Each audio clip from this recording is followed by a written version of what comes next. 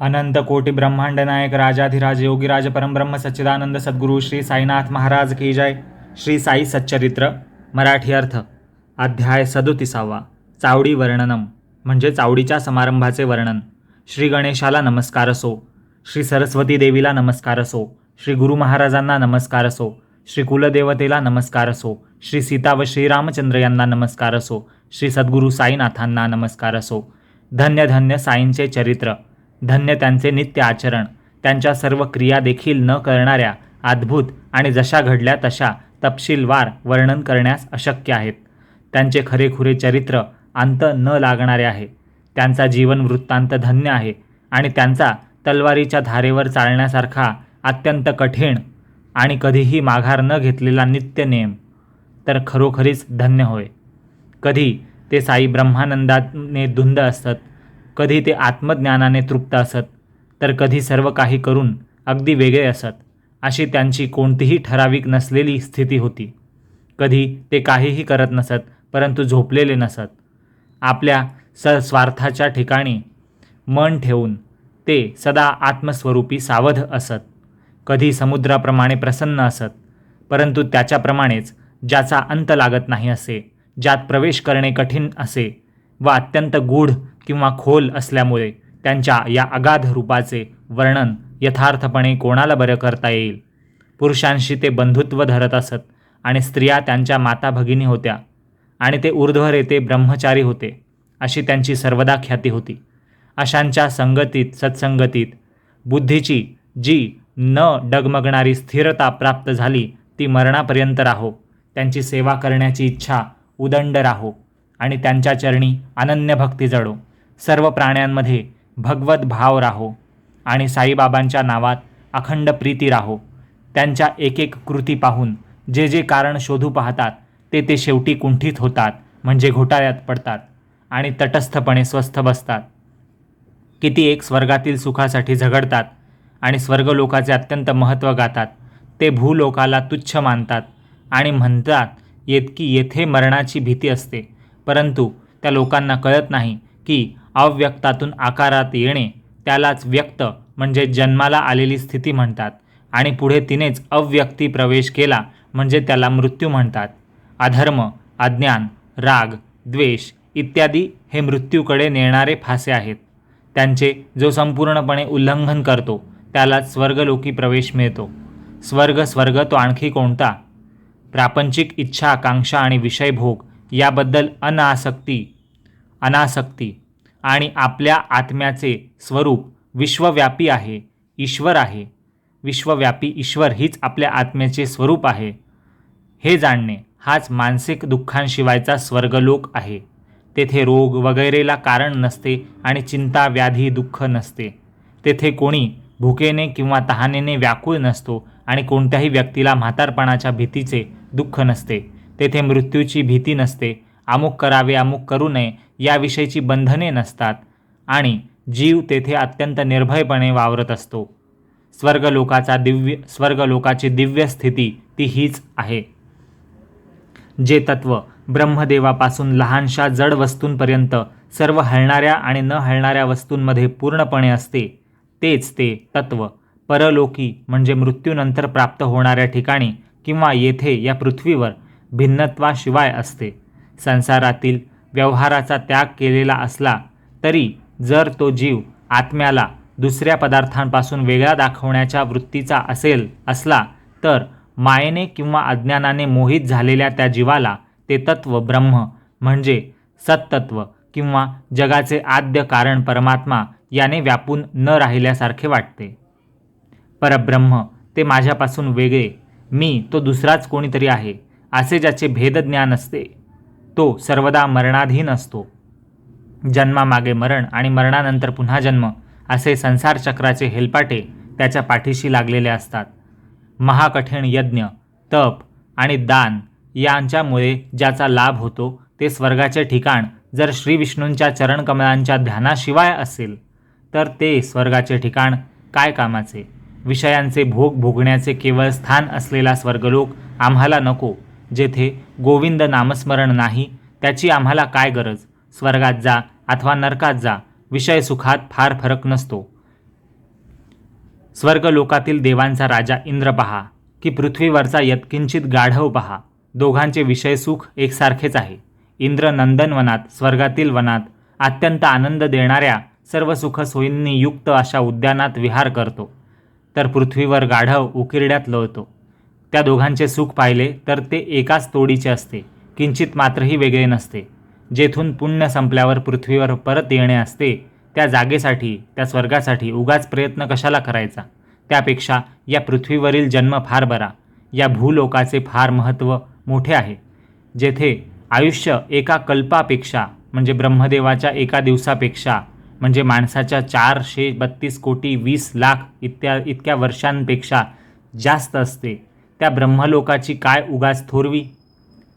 या भूलोकावरचे क्षणभर का असेना थोडेसे आयुष्य देखील जास्त महत्त्वाचे आहे.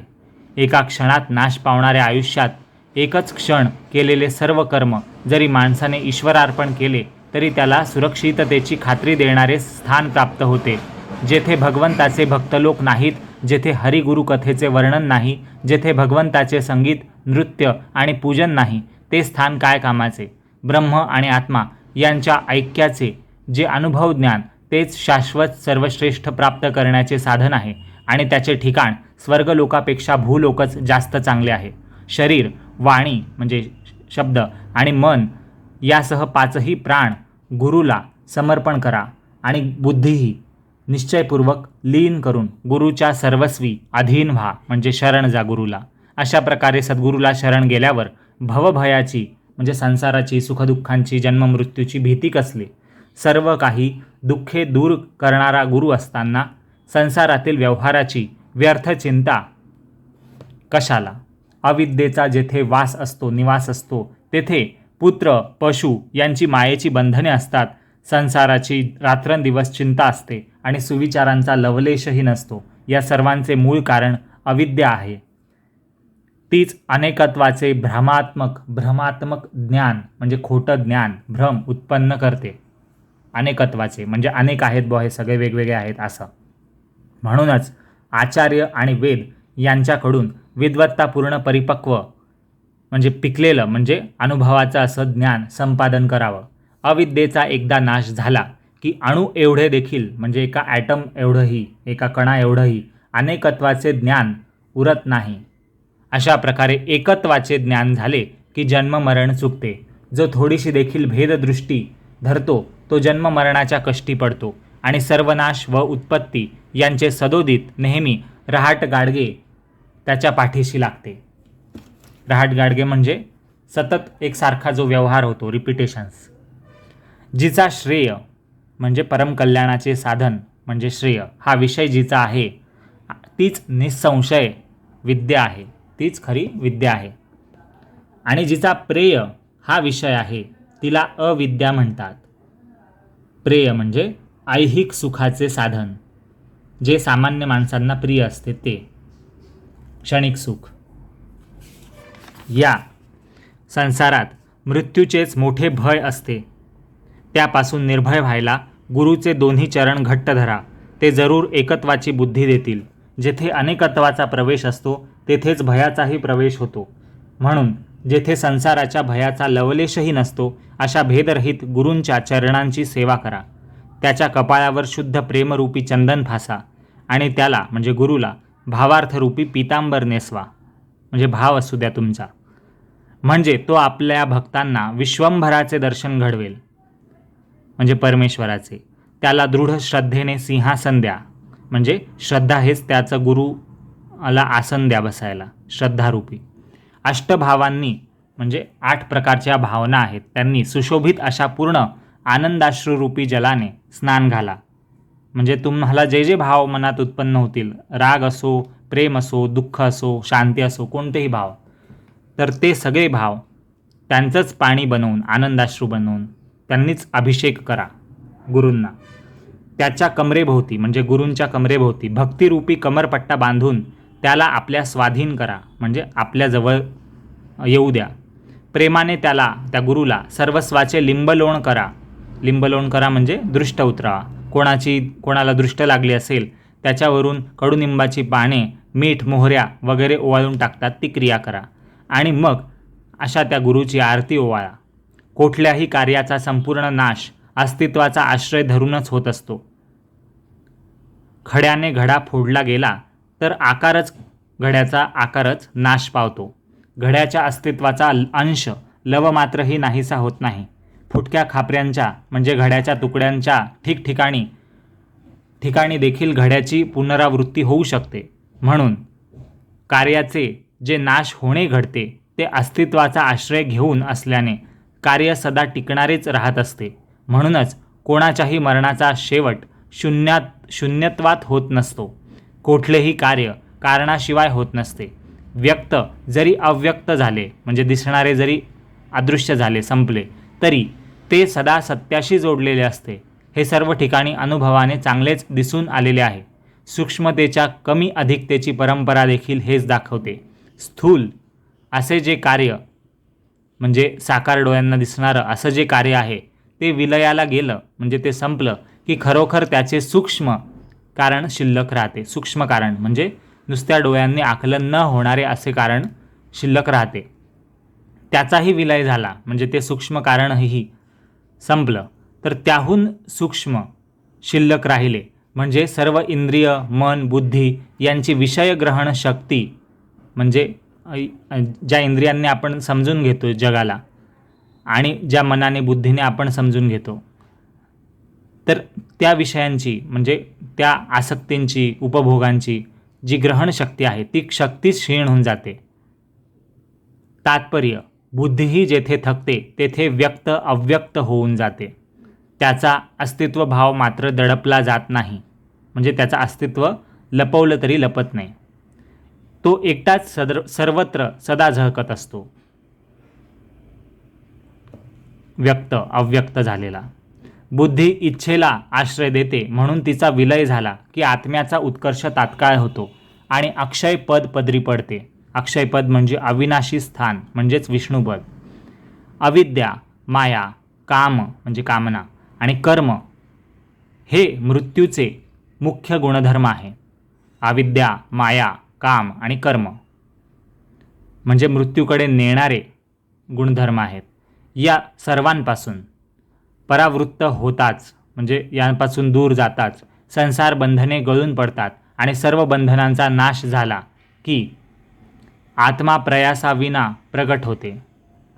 म्हणजे अविद्येपासून आपण दूर गेलं म्हणजेच ज्ञान समजून घेतलं. मायेपासून दूर गेलं म्हणजे खरं काय ते समजलं.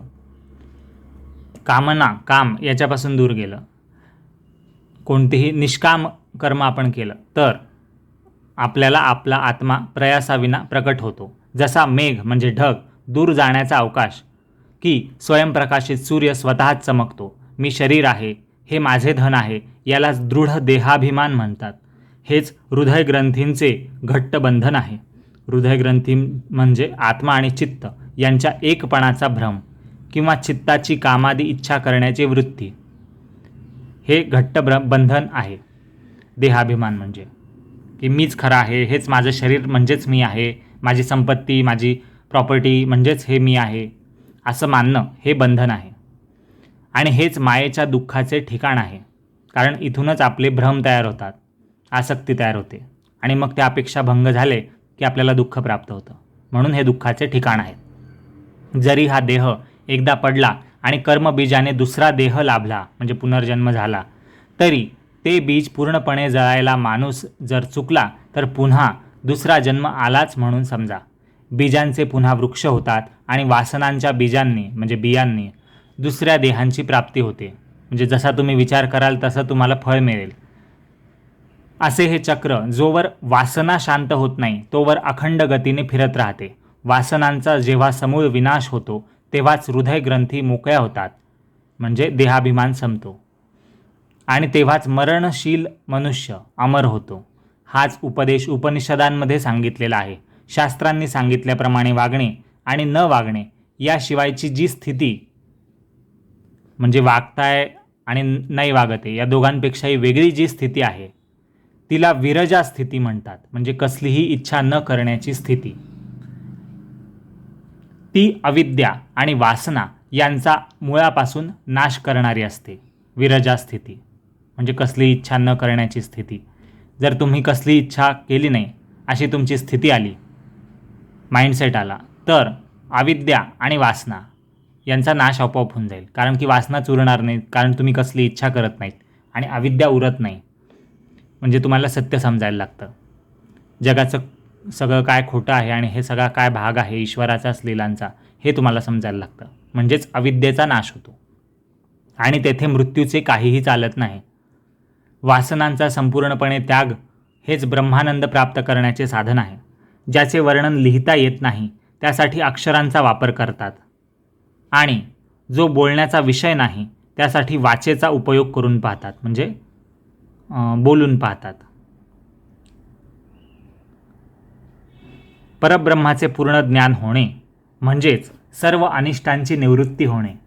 त्यामुळेच मनाने इच्छिलेल्या आवडत्या गोष्टींची प्राप्ती होते. या विधानाला श्रुती आणि स्मृती यांचा आधार आहे. ब्रह्मविदाप्नोति परम म्हणजे ब्रह्मज्ञान प्राप्त झालेला मनुष्य परमपदाला पोहोचतो, म्हणजे उच्च स्तरावर पोहोचतो. हाच ब्रह्मानंद साधण्याचा अंतिम उपाय आहे. म्हणजेच ब्रह्मानंद म्हणजे ब्रह्माच्या ठिकाणी, म्हणजे ईश्वराच्या परमेश्वराच्या ठिकाणी लय झाला असल्यावर जो आनंद होतो तो आनंद. याहून श्रेष्ठ दुसरा कोणता आधार असेल? तर ती शोकमात्मवित म्हणजेच आत्मज्ञान झालेले लोक सर्व दुःखे पार करून जातात, ओलांडून जातात, असा याचा अर्थ. अज्ञान ज्याचे मूळ आहे असा संसाररूपी सागर पार करून जाण्यासाठी ब्रह्मज्ञान हाच निव्वळ उपाय आहे आणि सर्व प्राप्तीचे एकच साधन आहे. पूर्ण श्रद्धा आणि धीर हेच मूर्तिमंत उमा महेश्वर म्हणजे शंकर पार्वती आहेत. त्यांच्या मस्तकावर हात त्यांचा म्हणजे उमा पार्वतीचा, उमा आणि शंकराचा मस्तकावर हात असल्याशिवाय हृदयात वास करीत असलेला राहणारा हा विश्वंभर दिसणे शक्य नाही.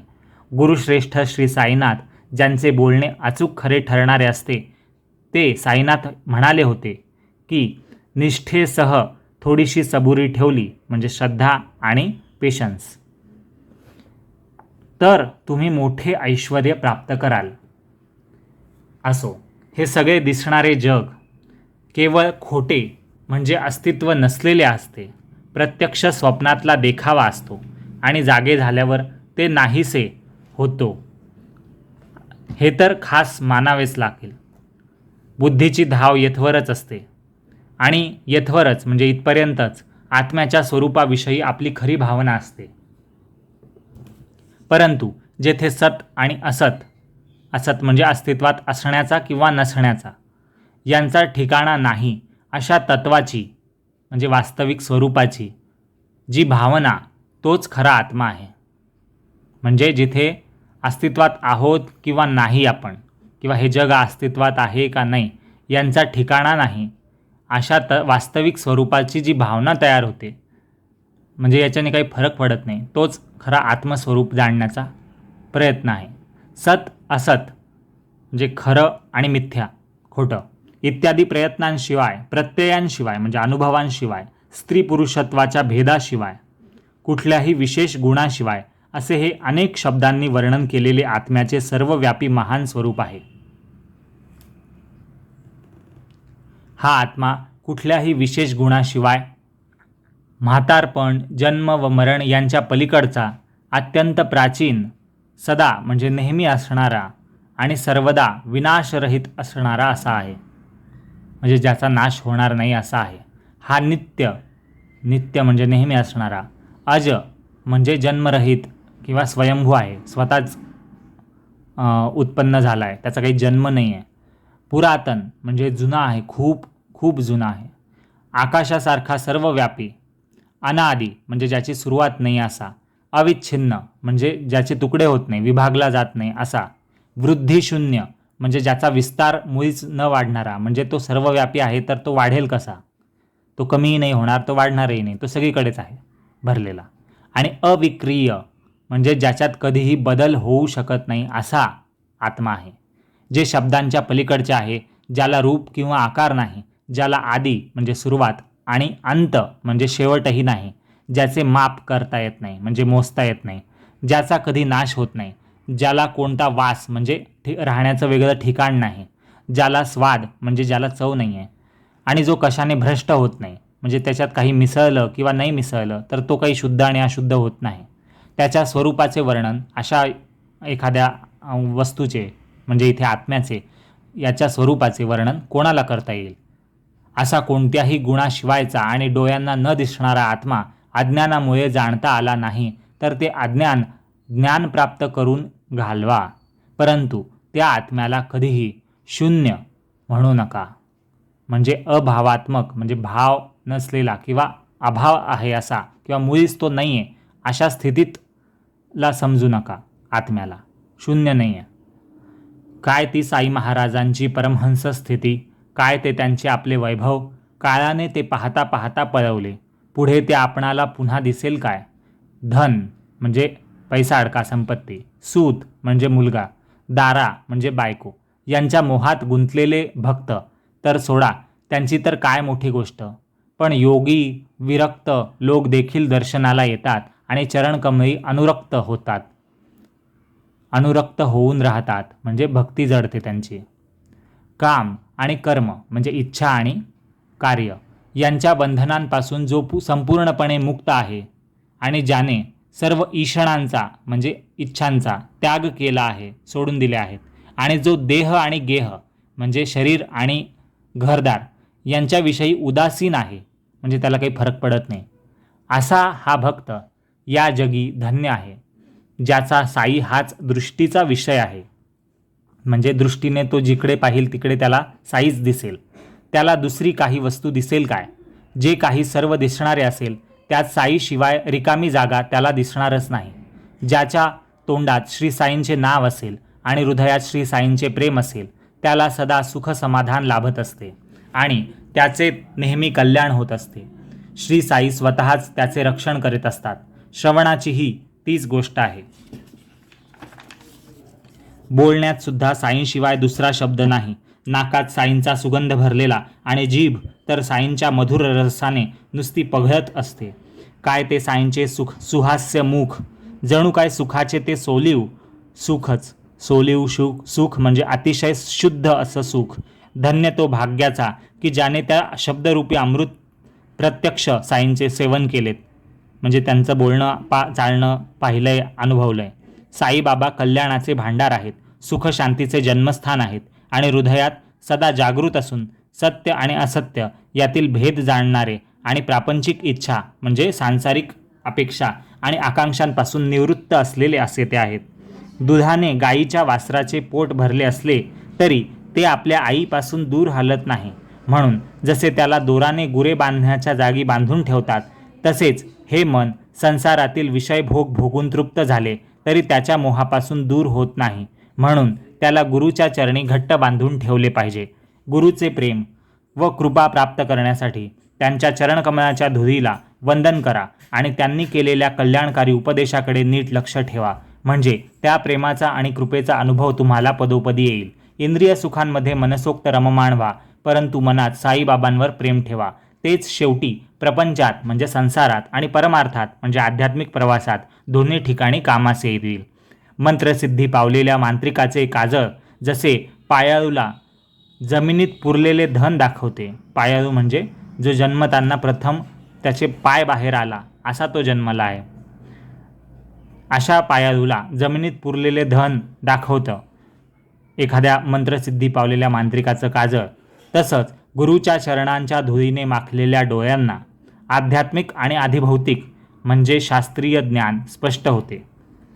जी जी सिद्धांची लक्षणे असतात ती साधकाची साधने असतात, म्हणजे टूल्स असतात साधना करण्याचे. ती संपादण्याचा म्हणजे ती मिळवण्याचा शहाण्या माणसाने मोठ्या प्रयत्नाने सराव करावा. दुधाच्या पोटी तूप असते, पण ते आंबवलेच नाही तर ताक नाही आणि लोणीही नाही, आणि त्यावर देखील काही अपेक्षित संस्कार करावे लागतात. ताक घुसळल्याशिवाय लोणी प्राप्त होत नाही आणि तेही विस्तवावर तापवल्याशिवाय स्वादिष्ट तूप लाभत नाही. आधी संस्कारांचे बळ पाहिजे आणि नंतर पूर्व अभ्यासाने मिळवलेली बुद्धिमत्ता पाहिजे. अभ्यासाशिवाय चित्ताची शुद्धी होत नाही आणि चित्तशुद्धीशिवाय आत्मज्ञानाची प्राप्ती कठीण असते. म्हणून जोपर्यंत स्वरूप स्थिती हातात येत नाही तोवर साधकाने भगवंताची भक्ती सोडू नये. आत्मज्ञानाचे मंदिर उठायला, चारही प्रकारच्या मुक्तींचे कळस चमकायला आणि विरक्तीची ध्वजा म्हणजे झेंडा फडकायला भगवंताच्या भक्तीचा पाया आधी लागतो. कुत्री आणि डुकरे रात्रंदिवस चिखलात लोळतात, विष्ठा खातात आणि विषयभोगही भोगतात. मग मनुष्य देह प्राप्त झाल्यावरही त्याच गोष्टींचे आयुष्यात काय महत्त्व? ज्यामुळे चित्तशुद्धी होते, ज्यामुळे अखंड ब्रह्मस्थिती होते, त्या स्वधर्माच्या आचरणाचे तप नरदेहात आधी साधून घ्यावे. म्हणजे जिवंत असेपर्यंत मनुष्यरूपात आपण कल्याण करावं स्वतःचं. साधुसेवा हे मुक्तीचं घर आहे आणि स्त्रैण संग म्हणजे स्त्रियांची अतिशय संगती आणि आसक्ती हे नरकाचे द्वार आहे. इथे स्त्रियांचा उल्लेख आहे, पण याचा अर्थ असा नाही की फक्त स्त्री पुरुषाबद्दल किंवा पुरुष स्त्रीबद्दल जे काही आहे संगती आणि आसक्ती हे नरकाचे द्वार आहे असे वृद्धजनांचे उद्गार विचार करण्यासारखे आहेत. नेहमी चांगले वर्तन ठेवणारा, शरीराचे पोषण होईल इतकेच अन्न खाणारा म्हणजे जगण्यापुरता खाणारा, चवीकडे लक्ष न देणारा, घरदार कुटुंब इत्यादींविषयी काही आशा आकांक्षा नसलेला असा जो भगवत भक्त तो धन्य आहे. जे साईबाबांचे सतत चिंतन करतात त्यांच्या अनुभवांची अपूर्वाई पहा. साईबाबा त्यांचे ऋणी होऊन स्वतःच त्यांचे ध्यान करू लागतात. धन्य त्या नामस्मरणाचे महत्त्व. स्वतः गुरु देखील भक्तांचे स्मरण करतात. धन्य करणारा ध्येय स्थितीत म्हणजे ज्याचे ध्यान करायचे आहे त्याच्याच अवस्थेत प्रवेश करतो. म्हणजे आपण साईंचं ध्यान करतोय किंवा कोणत्याही गुरूंचं किंवा भगवंताचं ध्यान करतोय, त्याचं रूप आठवतोय, गुण आठवतोय, तर तो विचार करता करता आपण त्याच्यातच तसेच होऊन जातो आणि आपली पूर्वीची स्थिती, स्वतःचा अहंकार वगैरे बुद्धी सगळं काही विसरून जातो. तुम्ही जाणा तुमची करणी, मला तर रात्रंदिवस तुमचीच घोकणी, अशी साईबाबांची प्रेमळ वाणी असायची आणि ते बहुतेकांच्या आठवणीत असेलच. आम्हाला ज्ञानाच्या गोष्टी नकोत, हे एक साईबाबांचे चरित्रच पुरे. कितीही पापे डोक्यावर असली तरी ते संकटातून आम्हाला सोडवणारे आहे हे साई चरित्र. जरी पारायण करणे शक्य नसले म्हणजे अखंड बसून सतत वाचणं शक्य नसलं तरी त्यातील गुरुभक्तीची प्रकरणे श्रोत्यांनी नित्य नियमाने म्हणजे नेहमी श्रवण करून हृदयाची आभरणे करावीत. आभरणे म्हणजे अलंकार करावेत, म्हणजे मौल्यवान समजून मनात जपून ठेवावेत आणि कौतुकाने मिरवावेत. दिवसाच्या कोणत्याही वेळी हे चरित्र वाचले तरी आपल्या गुरु महाराजांसकट श्रीहरी म्हणजे भगवंत भाविकांना निश्चित भेटेल. हा ग्रंथ जे दररोज नेमाने खंड पडू न देता वाचतील त्यांच्या घरी लक्ष्मी अखंड नांदेल आणि जे एक सप्ताह म्हणजे एक आठवडा गुरुवार ते गुरुवार असं हा सप्ताह करतील म्हणजे एका आठवड्यात हा पूर्ण ग्रंथ वाचतील त्यांचे दारिद्र्य दूर पडेल. हे मी म्हणालो असे म्हणू नका, कारण त्यामुळे मनात संशय उत्पन्न होईल. साईबाबाच माझ्या तोंडून हे सर्व काही वदवत आहेत म्हणजे बोलवून घेत आहेत. तेव्हा ओढून ताणून किंवा ओढून तोडून आणलेल्या कल्पना सोडून द्याव्यात. तो हा सर्व गुणांची जणू खाणच असणारा, आपल्या भक्तांना मोक्ष प्राप्त करून देणारा आणि ज्याच्या कथा कलियुगातील सर्व पापे हरण करतात अशा त्या साईला आता श्रोत्यांनी कानांनी ऐकावे. अशा संतांच्या कथांपुढे स्वर्गलोकातील सुख बिचारे ते काय, हे रोकडे रसाळ म्हणजे रोकडं म्हणजे कॅशमध्ये म्हणू आपण, पण हे पैशाची कॅश नाही आहे, ही ज्ञानाची कॅश आहे. तर हे रोकडे रसाळ चरित्रवर्णन सोडून तिकडे म्हणजे स्वर्ग सुखाकडे ढुंकूनही कोण पाहिल बरं, म्हणजे चुकूनही कोणी पाहणार नाही. सुख आणि दुःख हे तर मनाचे विकार असतात. संतांच्या संगतीत सर्वच विकाराशिवायचे होऊन जाते, म्हणजे त्यात काही दोष उरत नाही जे संतांच्या सोबत असतात. आणि मग चित्त म्हणजे मनाची अवस्था चैतन्य आकार होऊन सुख आणि दुःख या दोन्हींना थारा म्हणजे तिथे जागा नसते. जे सुख विरक्त माणसाला एकांतात मिळते किंवा भक्ताला भगवंताची भक्ती करत असताना मिळते ते सुख इंद्र असो की चक्रवर्ती राजा असो त्याला कल्पांतेही मिळत नसते, म्हणजे कधीही युग संपले ओलांडून गेले तरीही मिळत नाही. प्रारब्धाचे म्हणजे नशिबाचे भोग फार बलवान असतात. पूर्वजन्मीच्या कर्मानुसार म्हणजे मागच्या जन्मांमध्ये जे काही काम केले असेल चांगले वाईट त्यानुसार बुद्धी सुचते, म्हणजे तसाच आपण विचार करतो. परंतु हे दैवी योगायोग नशिबाचे योग भक्त सहज लीलेने टाळू शकतात. किती जरी भगीरथ प्रयत्न केला, म्हणजे खूप प्रयत्न केला, तरी प्रारब्ध कर्माचे भोग चुकत नाहीत. अवश्य होणाऱ्या गोष्टींचे घडणे यापासून सोडवणूक अगदी अशक्य असते. म्हणजे जे होणार आहे ते होऊनच राहणार आहे, त्यातून सुटका नाही. जसे दुःख इच्छिले नसताना देखील दुःख येते, तसेच सुखसुद्धा कल्पना नसताना पाठीशी लागते. संतांना मात्र या देह प्रारब्धाची, म्हणजे शरीराच्या भोग भोगण्याच्या नशिबाची गत, म्हणजे नशिबाप्रमाणे देहाला भोगाव्या लागणाऱ्या सुखदुःखांच्या भोगांची चाल संतांना आधीच ठाऊक असते. साईबाबांच्या नामाचे अखंड आवर्तन, म्हणजे पुन्हा पुन्हा जप करणे, नाव घेणे, हेच आम्हाला व्रत आहे. म्हणजे हेच आमचं कर्तव्य आहे. तप आणि दान हेच आहे नामस्मरण. आणि वेळोवेळी शिर्डीला जाणं हेच आमचं तीर्थाटन आहे. म्हणजे तीर्थांची यात्रा केल्याचं पुण्य आम्हाला शिर्डीला जाऊनच मिळतं. त्यांना अनन्यपणे शरण जाऊन साई साई या मंत्राचे स्मरण आणि अनुष्ठान करणे, म्हणजे एका जागी स्थिर बसून स्थिर मनाने पूर्णपणे कॉन्सन्ट्रेट होऊन फक्त जप करणे, साईंचं महिमा आणि लीला ऐकणे, वाचणे, बोलणे, हेच आमचे ध्यान आणि पुरश्चरण आहे. निष्कपटपणे, म्हणजे कोणताही लपवा छपवीचा हेतू मनात न धरता, कोणताही स्वार्थ न ठेवता, निष्कपटपणे प्रेमाने अनुसंधान ठेवून, म्हणजे लक्ष ठेवून त्यांचे, म्हणजे साईंचे पूजन करून पहा आणि त्यांची अतर्क्य लीला हृदयात अनुभवून पहा. आता हे गुऱ्हाळ, म्हणजे हे जे मी एक्सप्लेन करतो आहे, लेखक म्हणतोय की हे खूप मोठं झालं भाषण, हे पुरे झालं. आता आम्हाला तर चटकन गूळ पाहिजे, म्हणजे मूळ गोष्ट आणि त्यातून मिळणारा गोडवा पाहिजे. पूर्वी इशारा केलेली रसाळ कथा ऐकायला सर्व श्रोते उत्सुक झाले असतील असा श्रोतृवृंदांचा, म्हणजे ऐकणाऱ्यांचा भाव जाणून कथेचे कौतुक सांगण्याकरता आणि श्रोत्यांच्या कथेकडील लक्षाचा उत्कृष्टपणा राखण्यासाठी हा ग्रंथाचा विस्तार आता आवरून घेतो. काव्य रचण्याच्या विशिष्ट पद्धतीचे ज्ञान मला मंदबुद्धी पामराला नाही. हातात धरलेली माझी लेखणी स्वतःच्या हाताने पकडून साईबाबाच माझ्याकडून हे लिहवून घेत आहेत आणि तेच मी लिहितोय. साईबाबांनी बुद्धी दिली नसती तर मी कोठून चरित्र लिहिले असते. त्यांची कथा तेच वाजवतात आणि तेच लिहवतात असो, असं हेमाडपंत लेखक म्हणतायत. असो, आता कथेची जुळणी, म्हणजे मुख्य विषय या अध्यायाचा, म्हणजे चावडीचे आणि हंडीतील प्रसाद वाटण्याचे वर्णन करू असे म्हणून जे आश्वासन दिले होते ते आता ऐका. त्याशिवाय यासंबंधीच्या आणखी दुसऱ्या कथा ज्या आठवतील त्या श्रोत्यांना सांगेन, त्याही लक्ष देऊन ऐकाव्यात. धन्य ती साईंच्या कथांची नवलाई, धन्य त्या कथांच्या श्रवणांचा प्रभाव. त्यांचे मनन केल्याने, म्हणजे त्यांचा विचार केल्याने, त्या कथांचा, त्यांच्या लीलांचा, असं केलं तर आपला उपजत गुण प्रकट होतो. उपजत म्हणजे जो स्वाभाविक आपला स्वभाव आहे, गुण आहे, तो बाहेर येईल आणि साईंच्या चरणी चांगली मनोवृत्ती वाढत जाईल. आता आधी चावडीचे वर्णन करूया आणि तिच्या सोहळ्याची थोडक्यात सामान्य रूपरेषा सांगूया.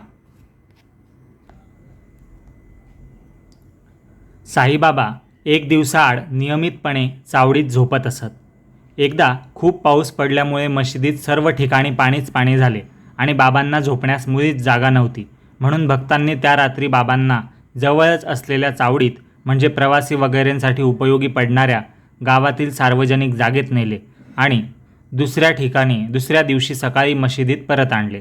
तेव्हापासून तसा एक दिवसाआड प्रघातच, म्हणजे नियमच पडला, परंपराच झाली आणि पुढे राधाकृष्णाबाईंच्या भक्ती आणि उत्साहामुळे श्रीमंत भक्तांकडून रथ, पालखी, छत्र, चामर, उंची रेशमी वस्त्र, दागदागिने,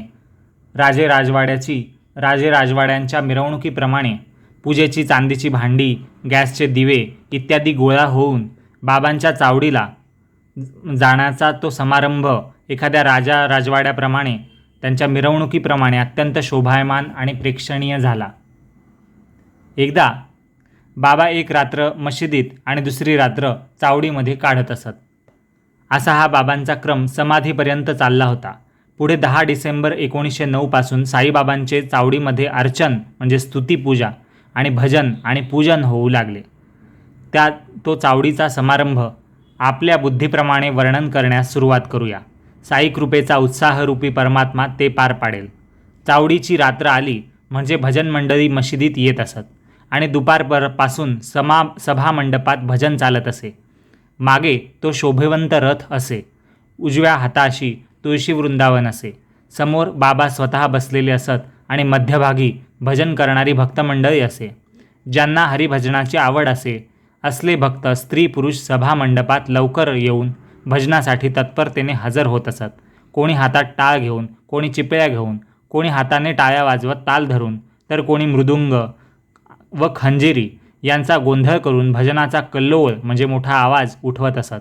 साई समर्थ जणू चुंबकमणीच आपल्या आकर्षण करण्याच्या शक्तीने म्हणजे आकर्षित करण्याच्या, इतर भक्तांना आपल्याकडे लक्ष वेधून घेण्याच्या शक्तीने लोखंडासारख्या जड भक्तांना आकर्षित करून नकळत खेचून पायांशी आणत असत.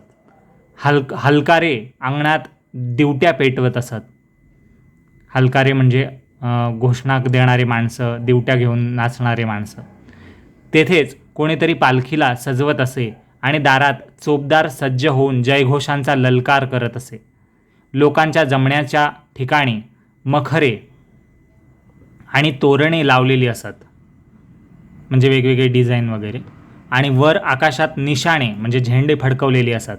लहान मुले नव्या कोऱ्या वस्त्रांनी म्हणजे नवीन कपड्यांनी, सुंदर शृंगारांनी आणि अलंकारांनी नटवलेली असत. मशिदीच्या परिसरात दिव्यांच्या बऱ्याचशा रांगा पेटवलेल्या असत आणि अंगणाच्या दारात संपूर्णपणे शृंगारलेला बाबांचा श्यामकर्ण नावाचा घोडा शोभून दिसत असे. इतक्यात तात्या पाटील सगळ्या मंडळींना बरोबर घेऊन निघण्याच्या तयारीने बाबांपाशी येऊन बसत. बाबा जरी तयार असले तरी तात्या पाटील येईपर्यंत तात्याच्या येण्याची वाट पाहत जागच्या जागीच साईबाबा बसून राहत असत. तात्या पाटील जेव्हा काखेत हात घालून बाबांस उठवत तेव्हाच बाबा तेथून चावडीकडे जाण्यासाठी निघायला तयार होत असत. तात्या बाबांना मामा म्हणत, म्हणजे साईबाबांना मामा असं म्हणत होते तात्या पाटील. अशा त्यात त्यांच्या परस्पर प्रेमाला आणि त्यांच्या आप्तपणाला द्यायला उपमाच नाही, म्हणजे तुलना करता येणार नाही. अंगात नित्याची कफनी घालून, बगलेत आपला सटका मारून, तंबाखू आणि चिलीम घेऊन आणि खांद्यावर फडका टाकून बाबा असे तयार झाले की तात्या त्यांच्या अंगावर जरी काठी सुंदर शेला पांघरून डोक्यावर नीट सारखा बसवत असत. मग बाबा मागच्या भिंतीच्या खालच्या भागाशी जळाऊ लाकडांची मोळी पडलेली असे तिचा पुढील भाग उजव्या पायाच्या अंगठ्याने क्षणभर आपल्या जागी मागे सरकवून ठेवीत आणि नंतर तेथली जळती ज्योत लगेच आधी स्वतः उजव्या हात मारून विझवत असत आणि मग चावडीकडे जाण्यास निघत असत. साईबाबा जायला निघाले की वाद्य वाजायला लागत. नळे, चंद्रज्योती, हवया म्हणजे आकाशी निळ्या रंगाचा प्रकाश देणारे दारूकाम म्हणजे फटाके, आणि दिवट्या म्हणजे एक प्रकारच्या छोट्या हातातल्या मशाली अशा चहूकडे चमकू लागत. कोणी धनुष्याकृती गोलाकार शिंगे म्हणजे वाजवण्याचं पिपाणीसारखं वाद्य, करणे आणि तुताऱ्या फुंकून वाजवत, कोणी तास झांजा वाजवत, ताशे झांजे, आणि हाताने टाळ्या वाजवणाऱ्यांची तर गणतीच नसायची, म्हणजे खूप असायचे. मृदंग आणि वीणा म्हणजे सतारीसारखं वाद्य, तंबुरा वगैरे यांच्या झणत्कारात आणि साईनामाच्या गजरात भजन करत स्त्री पुरुष ओळी ओळीने प्रेमाने चालत. मिरवणुकीत कोणी पताका उचलून धरत, कोणी गरुड टके म्हणजे गरुडाचे चित्र असलेले झेंडे ध्वज घेऊन मिरवत, आणि मग सगळे नाचत, उडत आणि भजन करत जाण्यासाठी निघत, म्हणजे उड्या मारत वगैरे. सगळ्या लोकांना खूप आनंद होत असे आणि दिंड्या पताका घेऊन ते निघाले की ताशे, तुताऱ्या आणि करण्यांचा एकच दणका होत असे आणि त्याच वेळी साईबाबांचा जय जयकार होऊन श्यामकर्ण घोड्याचा थैथैकार सुरू होत असे.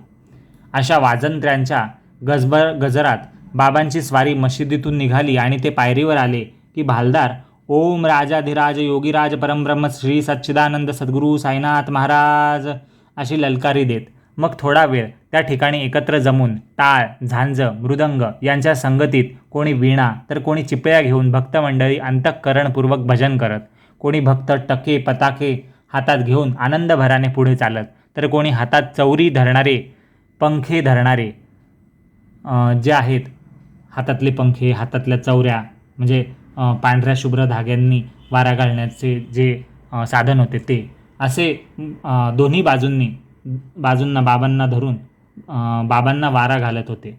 कोणी रस्त्यावर पायाखाली एकेरी आणि 2 पदरी जाड कापडाच्या चादरी अंथरत आणि त्यावर बाबांना हात धरून चौऱ्या ढाळवीत चालवत, आणि तात्याबा डावा हात धरत आणि म्हाळसापती साईंचा उजवा हात धरत, बापूसाहेब जोग डोक्यावर छत्र धरत असत, आणि अशा प्रकारे बाबांची स्वारी चावडीकडे चालत असे.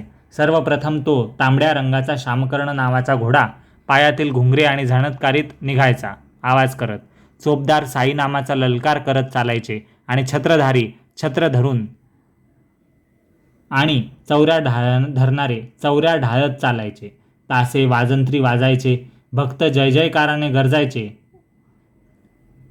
भालदार प्रेमाने पुकारायचे, आणि अशा प्रकारे हा भक्तांचा समुदाय हळूहळू चालायचा. हरिनामाचा एकच गजर आणि टाळ, झांज, मृदुंग यांचा एकच सुस्वर असायचा, आणि त्यांच्या तालावर भक्त समुदाय गरजत आणि ललकारत आरोळ्या देत चालायचा. अशा भजन करणारा भक्तांचा मेळा आनंदयुक्त होऊन वाटेने साईबाबांचा जय जयकार करत चौकात येऊन उभा राहायचा. मग तेथे टाळ, झांज, ढोल यांचा एकच घोळ व्हायचा. वाद्ये अतिजोराने वाजायला सुरुवात व्हायची. साई नामाचा एकच कल्लोळ उठायचा आणि भजन मोठ्या प्रेमाने आणि मौजेने सुरू व्हायचे. स्त्री पुरुष बरोबर चालायचे. सर्व भजनाच्या आनंदाने उचंबळून जाऊन साई नामाचा गजर करून आकाश आवाजाने गजबजून टाकायचे. वाजंत्र्यांनी आकाश गरजून उठायचे आणि प्रेक्षक समुदाय मनात प्रसन्न व्हायचे. आणि अशी चावडीची प्रेक्षणीय स्वारीची शोभा अनुपम्य रीतीने साजरी व्हायची. पहाटेच्या किंवा संध्याकाळच्या गुलाबी रंगाच्या आकाशात जसे तापलेल्या सोन्याचे तेज दिसते, त्याप्रमाणे चावडी समोर उभे राहिलेल्या साई महाराजांच्या मुखाची शोभा दिसत होती. त्यावेळची त्यांची ती मुखशोभा जणू काय त्या उगवत्या सूर्याचा प्रकाशच किंवा विश्वाला चेतना देणाऱ्या मूळ शक्तीचा गाभाच भासत असे. असा सुंदर आणि अमूल्य लाभ कोण बरं सोडील. त्यावेळेचे दर्शन घडणे म्हणजे मोठ्या भाग्याची गोष्ट आहे. तोंडावर तांबूस रंगाचे तेज असलेले साई समर्थ उत्तरेकडे तोंड करून एकाग्र मनाने जणू काही कोणाला बोलवीतच आहेत असे वाटे. ताशे वाजंत्र्यांच्या गजरात साई महाराज त्यावेळी अगदी आनंद निर्भर होऊन उजवा हात वरच्यावर खालीवर करत. मग त्यावेळी भक्तश्रेष्ठ काकासाहेब दीक्षित चांदीच्या ताटात भरपूर फुले घेऊन बाबांच्या सर्वांगावर वरच्यावर पुष्पवृष्टी म्हणजे फुलांचा वर्षाव करत होते, आणि मस्तकावर गुलाल मिश्रित गुलाबाची फुले म्हणजे गुलालामध्ये माखलेले गुलाबाची फुले प्रेमाने आणि भक्तीने सारखी उधळीत असत. काकासाहेब असे गुलालयुक्त फुलांच्या पाकळ्या उधळायला लागले की ताशा, झांज आणि टाळांचा त्याचबरोबर इतर वाद्यांचा एकच ठोका आणि कडाका होत असे. शिर्डी गावातले लोक आणि बाबांचे इतर भक्त या प्रसंगी प्रेमाने दर्शनासाठी यायचे. त्यावेळी बाबांची मुखचर्या म्हणजे चेहरा अगदी वेगळ्या तऱ्हेने तांबड्या रंगाची आणि अति सुंदर अशी मुखचर्या दिसायची.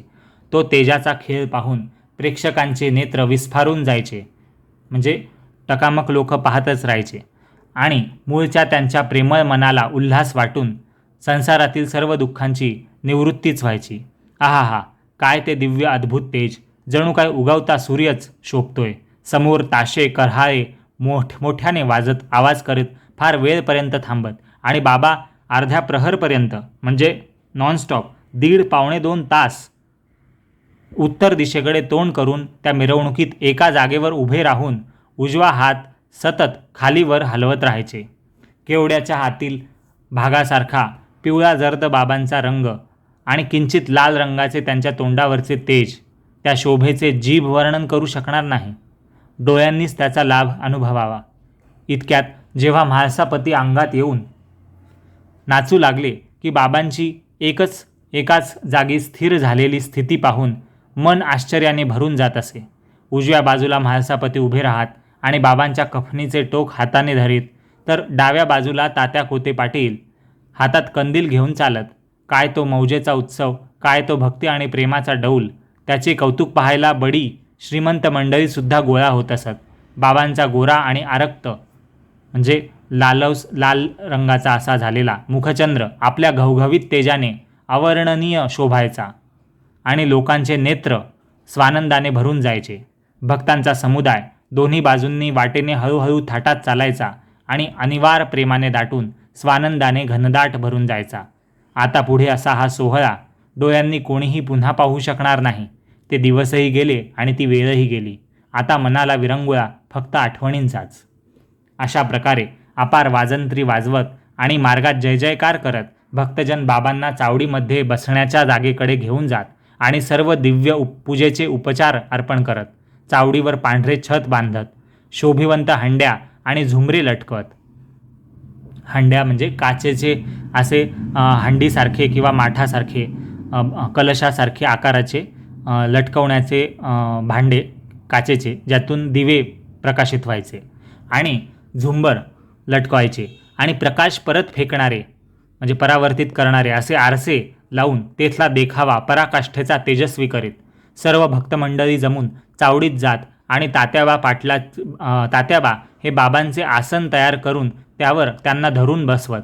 असे ते उत्तम आसन तयार झाले की पाठीशी लोड म्हणजे लोडाचा टेकू देत आणि बाबा जागेवर बसले की त्यांच्यावर अंगरखा चढवेत. आधी शेला चढवलेला होता मिरवणुकीत निघण्याच्या वेळेस, आता तिथे बसल्यानंतर चावडीवर आल्यावर आसनावर बसल्यावर अंगरखा चढवत होते. नंतर अंगावर दिव्य सुंदर वस्त्र घालत आणि अत्यंत हर्षाने पूजा करत, मोठा गजर करून आरत्या म्हणत आणि हार तुरे चढवत, सुगंधित चंदन लावून, हाताला सुवासिक द्रव्य चोळत म्हणजे अत्तर वगैरे, मौल्यवान वस्त्रांनी शृंगार केल्यानंतर मस्तकावर मुकुट घालून साईंच्या पाहात, कधी सोन्याचा सुंदर साजरा मुकुट तर कधी कलगीतुरा म्हणजे त्या मोत्यांची अशी लगडलेली माळ असते मुकुटाला तसा असा झळकणारे भव्य रत्नजडित भरझरी पागोटे चढवत, गळ्यात हिरे साईंच्या आणि माणके चमकावेत आणि पांढऱ्या शुभ्र मोत्यांच्या माळा घालत. मग हा सर्व पोशाख दिवाबत्तीच्या उजेडात म्हणजे अंधारात संध्याकाळी मिरवणूक येऊन पोहोचल्यानंतर तिथे जे दिवे पेटलेले असतील त्यांच्या उजेडात वेगळ्याच तेजाने चमकत असे. कपाळावर सुगंधित कस्तुरीची काळी उभी रेषा काढत भक्त आणि वैष्णव पंथाच्या पद्धतीप्रमाणे मध्यभागी साईंच्या कपाळी मध्यभागी काळा टिळा पण लावत असत म्हणजे बुक्का.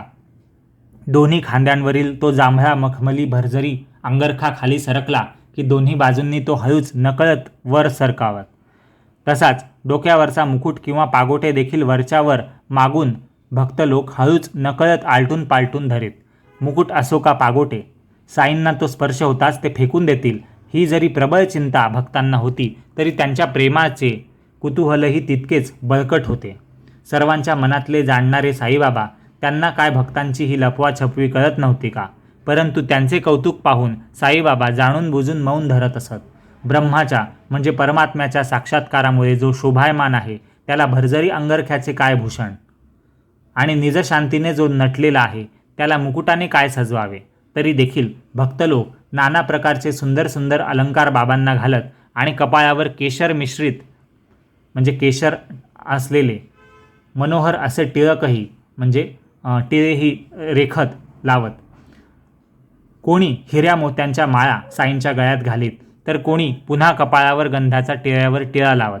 भक्तांच्या अशा लीला पाहून बाबा चालवून घेत असत. जेव्हा का हा संसार सगळा शृंगार चढवून झाला आणि मस्तकावर मुकुट विराजमान झाला आणि गळ्यात मोत्यांचा हार झळकला की काय ती अति अलौकिक शोभा दिसायची साईंची.